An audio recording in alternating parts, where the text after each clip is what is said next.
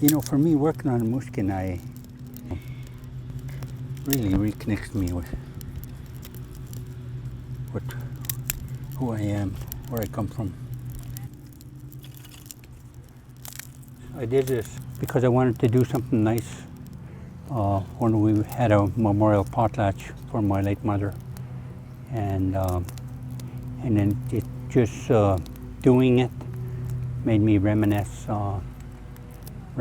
about all basically the grandmas that did it, and the childhood memories of them coming to me while I was doing it, and it just those memories lay dormant, and there was no reason for me to think of them. And when I was doing it, it's a lot of solitary time, and it just sparked something in me to honor my late mother. My native name is Tadju. Taj, people call me. Elder people always call me by my native name. And now I have to teach the young elders how to say my name, which is nice.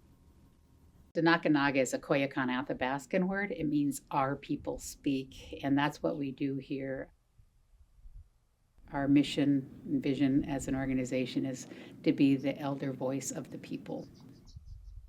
So I've been with the Denakkanaaga for over 10 years, and one of the first things that the elders told me when I started this job was that they really wanted to have a special culture camp so that our traditional activities don't go away. Force behind this from our side of the Denakkanaaga was Dr. Anna Frank, Reverend Dr. Anna Frank. She really brought this to our Denakkanaaga board time and time again. Some of them didn't know what I know about growing up with elders because they were sent off to boarding school. And I saw that that's one of the broken pieces in our culture, and that the young people didn't know what to do. And this was a good place to start, not just talking about it. We have to put action to those words. And that's what we did, to put action to those words. Through the culture camp, the time together, there was remembering that went on. And it was just this really intense feeling like, I can do this. I know it's in me. And the elders were sharing that. Like, it brought them back to like tanning marten skins with their grandparents or cutting a fish. When I started cutting, it all came back to me. There it goes back again to the circle of knowledge. You're the hardest to tan. You're learning really fast. I used to do this when I was a little kid. Yeah. You never forget. Yeah. I just needed a reminder. You just gotta keep doing it. Go home, make one now. She's an expert because she's done it before. Loop. Loop. Diddle-loop. Right there. Right there? Yeah. Yeah. Why do you make them that wide? Because for salmon, depends on how big the salmon is.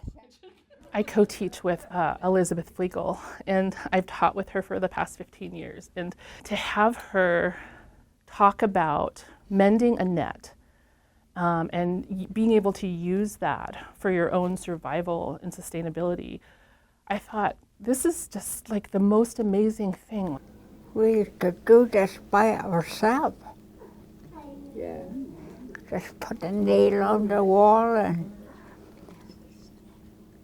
it used to be easy when you were young.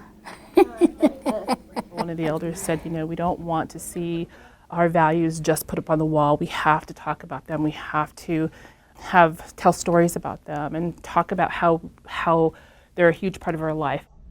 Grandma, what it got in its mouth? Grandma, where it's going? She never said a word. She just used her arms to tell us to be quiet. And I remember the patience as I reflect on it. Just her patience, just so calmly moving her arms to keep us quiet. By the end of the day, she would get poking up like this for us to look and hear. There was that beautiful bird nest that the birds had made. You know, it warms my heart when I think about it, how the training and the teaching that she had just in that small lesson without ever saying a word. Part of the Elders Mentoring Elders camp is to also focus on food sovereignty. And food is built into every single thing that we do. It's part of everything that all of our ceremonies, activities, incorporate some aspect of food, both physically and emotionally, spiritually. Knowledge that's not to be tossed around really too easy. That's why I have food here. That's important. Things more powerful than us, and from people that came before us, that we're all supposed to share food. So even if it's just a little bite, so when it comes around, enjoy. We depend on our elders when I was growing up. Someone asked me one time, you travel a lot, what's your advice to young people? Thank you, thank you. You listen to the elders, you can't go wrong. A good bending birds, it got real important is right here. They all got to be, you notice that's narrower than here, so you put this on, then you adjust that one and all the way down. He was 18 years old. He asked me to use my boat. I told him, go ahead. He went out there, and to my surprise, he came back with berries made out of birch bark basket. Same way I showed him when he was 6 years old. Wow. And 18 years old, he came back and brought berries to his grandma. Now he's teaching his kids. Yeah. I needed snowshoes. That's why I decided to try to make my own. I never knew it'll come to the point where it is now. You know, I just needed snowshoes. But I have to take the part for this and the part for this out of different trees. That way it don't twist. They're working against each other, you know. And when I first made the frame, we come back from camp. I made it out in camp. I didn't know what to do after that. I didn't know how to fill it. So Auntie Agnes filled it for me. And then we moved back to trapping camp, and I copied it. I copied how she did it. And people, they always say that they're going to buy these just to hang on a wall. They call it a work of art, but these are built to be used. These are built to function. You're never too old to learn. I always tell the young people, get as much education as you can because you have the opportunity. Although my mom is gone, my dad is gone, I use their teachings every day, multiple times. You know, my dad said, if you're going to do something, do it the best you can. Don't do stuff halfway. She'd say, Anna, fix this. And I brought it home.